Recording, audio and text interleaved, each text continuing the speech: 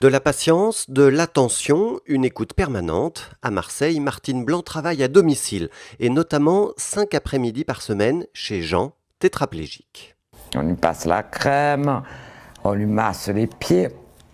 Hein. Après, boire quand il veut boire, hein, ça, c'est basique. Hein. Martine est salariée de Génération Service, une association spécialisée dans les services à la personne. Ce secteur d'activité a longtemps été porté par des associations, mais en 2005, il a été ouvert aux entreprises privées. Et face à la concurrence, les associations les plus fragiles ont mis la clé sous la porte. D'autres, plus solides, se sont organisées pour reprendre une partie de la clientèle des structures disparues. C'est le cas de Génération Service, dont le chiffre d'affaires augmenta alors subitement de 30%.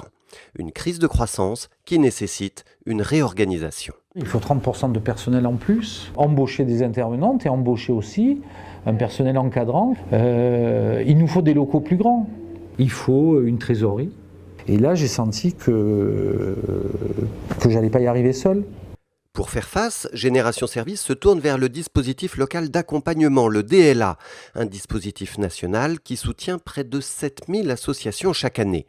L'accompagnement, individuel ou collectif, repose sur l'examen détaillé des forces, des faiblesses et de l'environnement de l'association pour trouver la meilleure stratégie. On intervient vraiment dans les phases de mutation ou de problématiques que se posent les structures. En l'occurrence, pour Génération Service, il se posait la question de pouvoir développer des prestations de services à la personne à destination d'un public handicapé. Et l'idée, c'était de se dire comment on fait pour pouvoir développer ce secteur-là. Génération Service a alors également besoin de financer sa croissance d'activité. Plus de salaires à payer, de nouveaux investissements aussi. L'association cherche un apport de 50 000 €. Elle sollicite France Active, un réseau qui accompagne et finance plus de 1000 entreprises solidaires chaque année et dont le représentant en Provence-Alpes-Côte d'Azur est ESIA.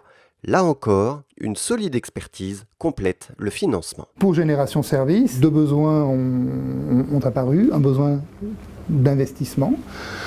Il y a eu un déménagement à financer et un besoin de trésorerie relativement important au vu à la fois des délais de paiement que subit un peu l'association et le volume de croissance un peu immédiat. Génération Service a su bien s'entourer, mais toutes les associations de services à la personne n'en sont pas là. C'est pourquoi un pôle de services à la personne a vu le jour dans la région pour mettre en lien les acteurs. C'est un secteur qui a besoin d'être accompagné sur la problématique emploi, bien sûr, mais aussi sur des aspects stratégiques, de coopération, de mutualisation, de lien entre le secteur sanitaire, médico-social. Donc il y a vraiment tout un champ d'accompagnement et de chantier à ouvrir et quoi de mieux que le faire collectivement plutôt que chacun dans son coin. Dans les services à la personne, la concurrence augmente, les budgets sont serrés et les associations innovent pour assurer un service de qualité auprès de bénéficiaires toujours plus nombreux.